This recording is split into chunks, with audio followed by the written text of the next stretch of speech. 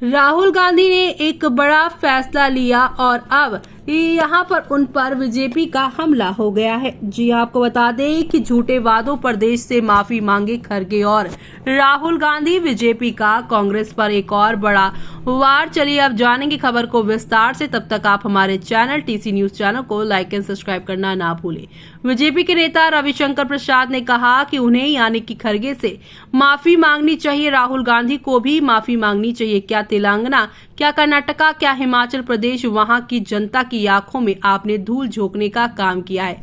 हालांकि हरियाणा के लोग ये समझ गए हैं। कर्नाटका में सत्तारूढ़ कांग्रेस और भारतीय जनता पार्टी के बीच एक दूसरे पर लगातार दबाव बनाने की राजनीति चल रही है। बीजेपी ने कर्नाटका में शक्ति गारंटी की समीक्षा किए जाने से जुड़े बयान पर कांग्रेस अध्यक्ष अखिलेश नहीं बल्कि यहां पर मल्लिकार्जुन खड़गे की ओर से मुख्यमंत्री डीके यहाँ पर उप मुख्यमंत्री डीके शिव कुमार की खिंचाई किए जाने को लेकर उस पर निशाना साधा।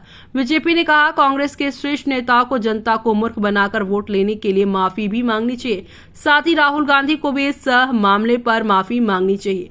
नई दिल्ली में पार्टी मुख्यालय में पूर्व केंद्रीय मंत्री और बीजेपी के वरिष्ठ नेता रविशंकर प्रसाद ने खरगे की टिप्पणी का जिक्र करते हुए कहा कि पिछली बार कांग्रेस ने ये स्वीकार किया है कि उसकी चुनावी घोषणाएं जनता की आंखों में धूल झोंकने के लिए होती हैं।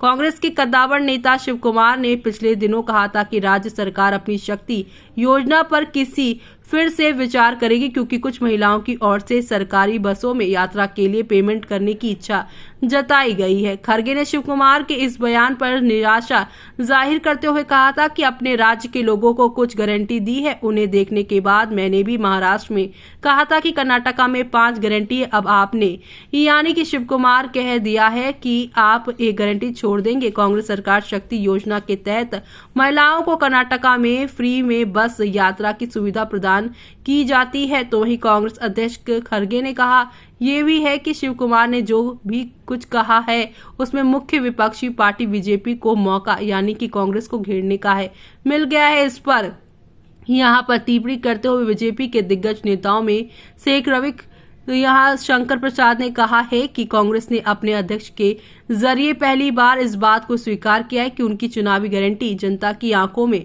धूल झोंकने की तरह है। कर्नाटक की तरह हिमाचल प्रदेश, तेलंगाना में कांग्रेस की घोषित चुनावी गारंटियों का जिक्र करते हुए प्रसाद ने कहा है पहले घोषणा करके फिर शुद्ध भाषा में जनता को बेवकूफ बनाकर वोट लेना, बाद में उस योजना को जमीन पर नहीं उतारना, बस कागज पर ही रहने देना। कांग्रेस का ये आज का इतिहास नहीं। गरीबी हटाओ की घोषणा कांग्रेस राज में 1971 में की गई थी। गारंटी अभी तक नहीं पूरी हुई। जी हाँ, गरीबी हटी क्या? घोषणा करो, कोई पूछने वाला नहीं। एक बार फिर से कांग्रेस की कलाई खुल गई है और उसकी यहाँ सच्चाई सबके सामने आ चुकी है। ऐसे में अब आपका क्या कहना है इस पूरे मामले पर? हमें कमेंट बॉक्स में कमेंट करके बताना बिल्कुल भी ना भूलें आप।